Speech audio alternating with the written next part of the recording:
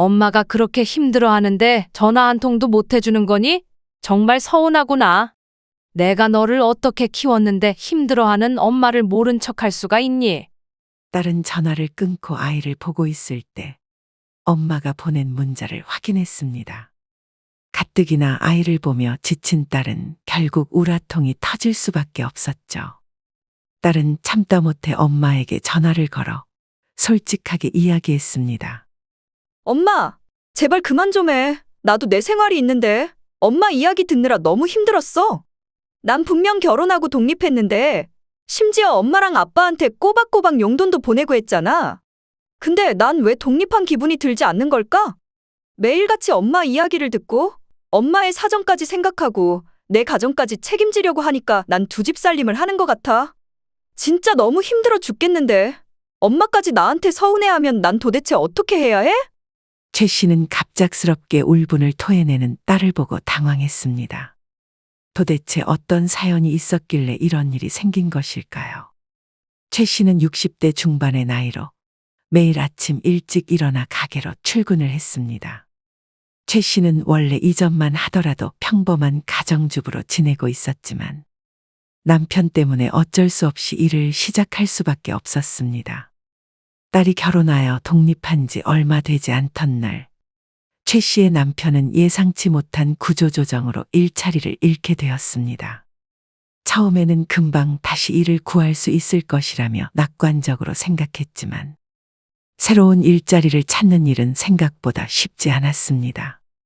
남편은 그렇게 실직 후 몇 달 동안 집에서 무기력하게 지내곤 했습니다. 최 씨는 그런 남편을 보며 마음이 아팠지만 생활비를 감당하기 위해 최선을 다해야 했습니다. 소일거리부터 시작해서 다양한 일거리들을 했었고 그 기간 동안 남편은 집에서 새로운 일자리를 구하려고 노력했습니다. 그럼에도 불구하고 나이가 어느 정도 들은 탓인지 새로운 일자리는 구하기가 쉽지 않았죠. 결국 남편은 작은 가게를 차려 자영업을 시작할 수밖에 없었습니다. 돈가스 가게를 차린 남편은 처음에는 장사가 잘 되자 기쁜 마음으로 일을 하곤 했지만 매일같이 누군가의 밑에서 일했던 남편은 그 생활이 오래가지 못했습니다. 결국 남편은 가게를 열어 어느 정도 장사가 잘 됐음에도 불구하고 열심히 일하지 않게 되었습니다. 매일 가게에 나가기는 했지만 고객 응대나 재고 관리 등 중요한 일들을 소홀히 하기 시작한 것이죠. 그래서 어쩔 수 없이 최 씨는 남편과 함께 돈가스 가게에서 일을 하게 되었습니다. 문제는 여기서부터 시작이었죠. 어느 순간부터 최 씨는 가게에서 주도적으로 일을 해야 했습니다. 매일 아침 일찍부터 가게를 열고 늦은 밤까지 일하는 것은 최 씨의 몫이었습니다. 사실상 가게의 생존은 최 씨의 노력에 달려 있었던 것이죠. 남편은 처음 같이 할 때는 열심히 일하는 척 했지만 시간이 지날수록 최 씨에게 모든 일을 맡겨두고 저녁이 되면 언제나 친구들을 만나러 나가곤 했습니다. 이러한 일들이 반복되자 최 씨는 화가 나서 남편에게 다음과 같이 이야기했죠. 아니, 이 가게를 왜 나 혼자 이렇게 힘들게 봐야 하는 거야? 같이 열심히 일할 생각은 안 하고 왜 자꾸 밖으로 쏘다니는 거냐고.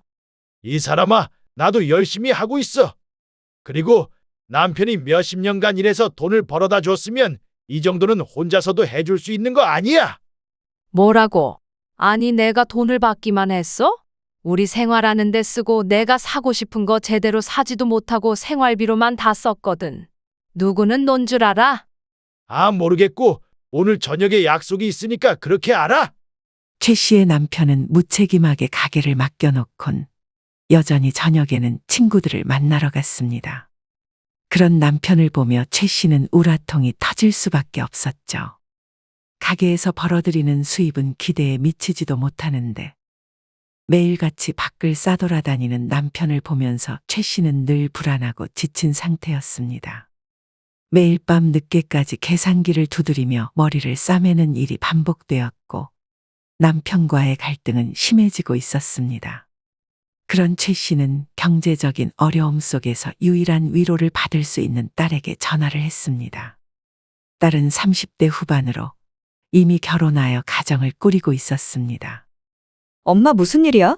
요즘 가게 한다더니 할만하고. 네 아빠 때문에 내가 미치겠다. 아니 글쎄 일을 안 하지 뭐니. 같이 일하는 거 아니었어? 아빠한테 내가 한 소리 해야겠구만. 그니까 말이야 같이 하자고 해놓고 저녁만 되면 친구들을 만나러 간다니까. 최 씨는 이처럼 남편과 가게에서 있었던 일들을 이야기하며 딸과의 통화를 이어나가곤 했습니다. 그럴 때마다 딸이 동조해 주는 것에 큰 위로를 얻을 수 있었죠. 엄마의 상황에 이해하고 동조해 주는 딸이었지만 사실 딸도 자신의 삶에서 많은 어려움을 겪고 있었습니다. 딸의 결혼 생활도 쉬운 것이 아니었기 때문이죠. 남편과의 관계는 좋았지만 아이를 키우며 맞벌이를 하는 것은 큰 도전이기도 했습니다. 딸은 매일 아침 일찍 일어나 아이를 어린이집에 보내기 위해 준비하고 남편과 함께 출근 준비를 했습니다. 직장에서는 높은 업무 강도로 인해 스트레스를 받기도 했고 퇴근 후에는 집안일과 육아로 이어지는 바쁜 일상이 다가오기도 했습니다. 이런 상황에서도 엄마에게 전화가 올 때면 언제나 위로를 해주던 딸이었습니다. 하지만 시간이 지나면서 상황은 변하기 시작했습니다. 엄마의 전화는 점점 더 빈번해져만 갔고 이야기의 내용은 항상 비슷해져만 갔습니다. 최 씨는 어김없이 딸에게 다음과 같이 이야기했습니다. 아니 이번엔 생활비가 모자라는데도 네 아빠는 매일같이 밖으로 나간다니까. 그렇다고 집안일을 한 번이라도 하기를 하겠어? 매일 진짜 이러는 것도 지쳐서 죽겠어. 최 씨는 남편 욕과 돈 얘기를 하며 한숨을 쉬곤 했습니다. 딸은 이런 엄마의 이야기를 들을 때마다 마음이 무거워지곤 했습니다. 내가 뭐라도 도와주고 싶은데 우리 집도 넉넉지가 않아서 용돈 주는 것 말곤 도와주질 못하겠네. 아이고 됐어. 내가 뭐 더 도와달라고 그러니? 그냥 하소연할 곳이 없어서 그래. 아무런 도움도 필요 없다는 최 씨였지만 효녀였던 딸은 그런 최 씨를 그냥 가만히 두고 보기가 힘들었습니다. 엄마가 힘든 삶을 살아왔다는 것을 모르는 것도 아니었던 딸은 언제나 최 씨의 이야기를 들으면 마음이 무거워졌죠. 어느 순간부터 딸은 최 씨의 전화를 받을 때마다 자신도 모르게 한숨을 쉬었습니다. 또 무슨 일이 있었길래 전화를 했을까라는 생각이 먼저 들었던 것이죠. 엄마의 하소연은 언제나 같았고 딸은 그 이야기를 들을 때마다 고민이 점점 깊어져 가기도 했습니다. 딸은 엄마를 돕고 싶었지만 자신의 삶도 너무 버거웠기 때문이죠. 최 씨의 전화는 딸에게 스트레스와 부담감을 안겨주었고 딸은 점점 더 삶이 힘들어지기 시작했습니다. 그래서 결국 엄마의 전화를 조금씩 피하기 시작한 딸이었습니다. 엄마의 이름이 휴대전화 화면에 뜰 때마다 딸은 전화를 받을지 말지 고민하게 되었습니다. 이번에는 뭐라고 하실까? 또 돈 얘기일까? 아빠 얘기는 아닐까? 전화가 올 때마다 이런 생각들에 사로잡히는 것이 더 이상 싫었기 때문이었습니다. 결국 딸은 전화를 받지 않고 메시지로 대신하곤 했습니다. 메시지에는 다음과 같은 이야기가 적혀 있었죠. 엄마, 제가 지금은 좀 바빠서 나중에 다시 전화드릴게요. 그러나 이러한 상황이 반복되면서 최 씨도 딸의 변화를 슬슬 느끼기 시작했습니다. 그녀는 왜 딸이 자신에게 이렇게 냉담해지는지 이해할 수 없었죠. 최 씨는 단지 자신의 어려움을 나누고 하소연을 들어줄 사람이 필요했을 뿐인데 변해가는 딸의 모습을 보며 오히려 서운한 감정만 점점 들게 되었습니다. 그러자 점점 통화의 내용이 남편 욕과 돈 얘기에서 딸에게 서운한 점으로 바뀌기 시작했습니다. 요즘 많이 바쁜가 보구나. 전화도 통 없고 말이야. 내가 요즘 좀 많이 바빠서 그랬어. 오늘도 무슨 일 있어서 전화한 거야? 내 이야기가 듣고 싶긴 하니? 나랑 더 이상 전화하기 싫으면 이야기하렴. 앞으로 전화 안 할게. 무슨 말을 그렇게 해. 바빠서 그랬다니까. 아무리 바빠도 그렇지 엄마한테 조금이라도 시간을 내줄 수는 없는 거니? 내가 얼마나 힘든지 몰라서 그래? 딸은 안 그래도 엄마와 전화할 때 힘들었는데 이러한 이야기를 듣자 더욱 지칠 수밖에 없었습니다. 최 씨는 이런 딸의 마음을 전혀 알아차리지 못했죠. 힘들게 살고 있음에도 불구하고 자신을 위로해주는 딸에게 오히려 서운한 감정만 내비치고 있던 것이었습니다. 벌써 10분이나 통화를 했구나. 내가 너무 붙잡는 것 같네. 얼른 바쁘니까 일해라. 평소에 30분가량 통화를 했던 최 씨는 딸에게 이렇게 이야기하며 자신의 서운한 감정을 알아달라고 하는 것이었습니다. 그러자 한숨을 쉬며 딸은 엄마에게 다음과 같이 이야기했습니다. 그래. 다음에 전화해. 다음에. 그렇게 이야기하고 전화가 끊기자 최 씨는 서운한 마음이 더욱 커져만 갔습니다. 남편에게도 무시당하고 딸에게조차 무시당하는 마음을 받았다고 생각하는 것이었죠. 그러고는 다음과 같은 문자를 남긴 최 씨였습니다. 엄마가 그렇게 힘들어하는데 전화 한 통도 못 해주는 거니? 정말 서운하구나. 내가 너를 어떻게 키웠는데 힘들어하는 엄마를 모른 척할 수가 있니? 딸은 전화를 끊고 아이를 보고 있을 때 엄마가 보낸 문자를 확인했습니다. 가뜩이나 아이를 보며 지친 딸은 결국 우라통이 터질 수밖에 없었죠. 딸은 참다 못해 엄마에게 전화를 걸어 솔직하게 이야기했습니다. 엄마, 제발 그만 좀 해. 나도 내 생활이 있는데. 엄마 이야기 듣느라 너무 힘들었어. 난 분명 결혼하고 독립했는데 심지어 엄마랑 아빠한테 꼬박꼬박 용돈도 보내고 했잖아. 근데 난 왜 독립한 기분이 들지 않는 걸까? 매일 같이 엄마 이야기를 듣고 엄마의 사정까지 생각하고 내 가정까지 책임지려고 하니까 난 두 집 살림을 하는 것 같아. 진짜 너무 힘들어 죽겠는데. 엄마까지 나한테 서운해하면 난 도대체 어떻게 해야 해? 최 씨는 갑작스럽게 울분을 토해내는 딸을 보고 당황했습니다. 내가 뭘 그렇게 너한테 부담을 줬다고. 그냥 통화나 하면서 이야기했을 뿐인데 왜 갑자기 그러는 거니? 내가 엄마 감정 쓰레기통이야? 엄마는 내가 매일같이 엄마한테 돈 없다고 하소연하면 그냥 지나칠 수 있겠어? 아니 나는 그런 게 아니라 딸의 이야기를 듣다 보니 말문이 턱하고 막혀버린 최 씨였습니다. 지금껏 딸의 이야기는 들어주지도 않은 채 자신의 이야기만 했던 걸 알아차린 것이죠. 게다가 항상 전화할 때마다 하소연했다는 것을 알아차렸지만 이미 때는 늦어버렸습니다. 그렇게 이야기하고 딸은 전화를 툭 하고 끊어버렸기 때문이죠.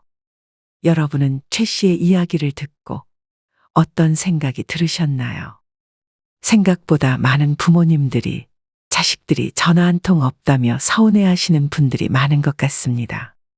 자식들이 바빠서 전화를 못하는 것도 있겠지만 그냥 자신을 잊은 것은 아닌가 싶은 생각이 들 정도로 전화가 없다고 이야기하기도 하죠. 그러나 부모에게 전화 한 통 하지 않는 자식들 중에서는 부모들의 연락이 자신을 너무 힘들게 하기 때문에 그렇다는 경우도 많습니다. 최 씨의 이야기처럼 자식들에게 하소연을 하는 부모님들도 많이 계시기 때문이죠. 실제로 자식들이 부모와 인연을 끊자고 할 때 부모는 보통 그 이유를 이해하지 못한다고 합니다. 자식들이 통화를 하지 않는 이유도 마찬가지로 부모들은 보통 그 이유를 이해하지 못하는 것이죠. 다음과 같은 세 가지의 이유로 인해 자식들이 부모에게 연락을 안 하는 경우가 많다고 합니다.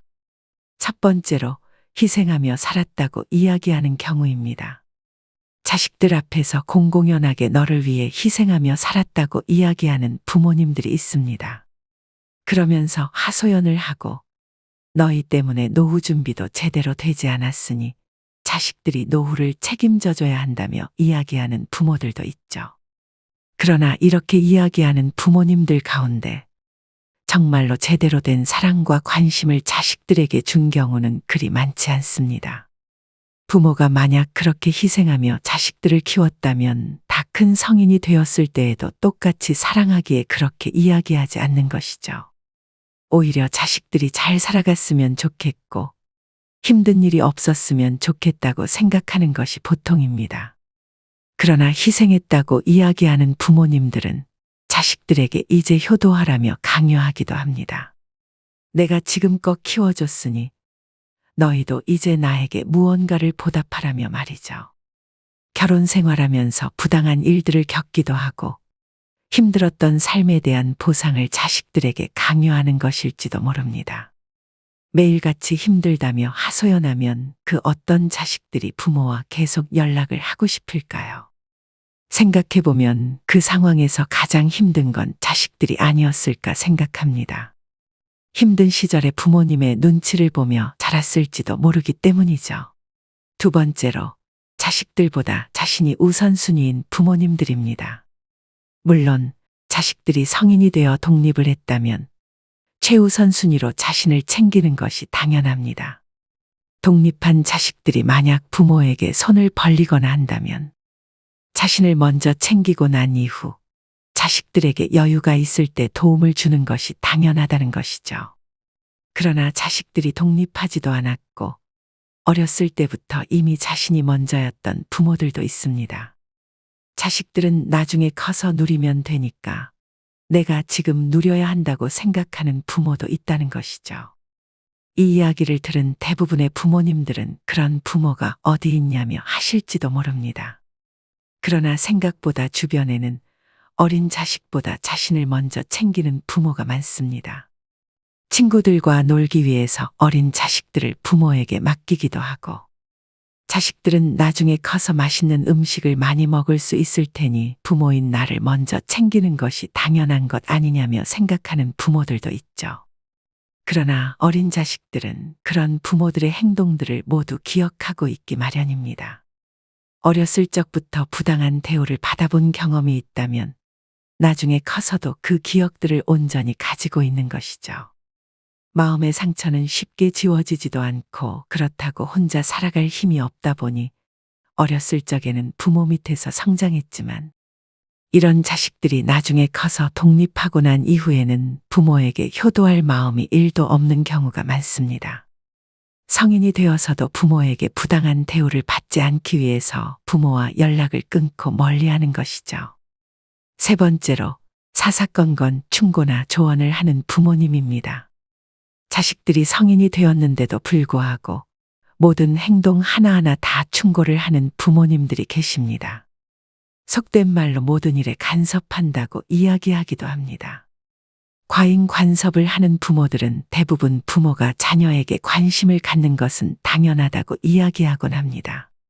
부모의 입장에서 잘 살기를 원하고 밥은 잘 먹고 다니는지 궁금한 것은 당연할지 모르지만 관심은 어디까지나 관심으로 존재해야 하는데 비난하기까지 하는 경우가 많습니다.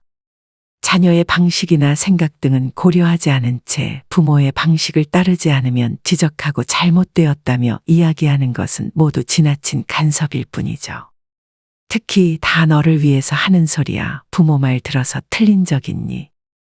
이런 이야기들을 달고 사는 부모님들이 간섭을 하는 경우가 많습니다. 자녀도 부모들이 이런 이야기들을 하는 것에 대한 의도를 모르는 것이 아닙니다. 다 나를 위해서 그러겠거니 한다는 것이죠.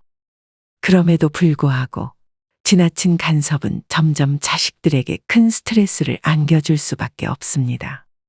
사람은 실패하기도 하고 깨져보기도 하며 성장하는 것인데 사사건건 모든 일에 대해 시도조차 못하게 막는 부모님들이 옆에 있으면 자녀들은 성장하지 못합니다. 결국 똑똑하고 성장하고 싶은 자녀들은 이렇게 지나친 간섭을 하는 부모와의 연락을 피하게 되는 것이죠. 모든 부모님들의 마음은 자식들이 잘 되길 바란다는 것은 동일할 것이라 생각합니다.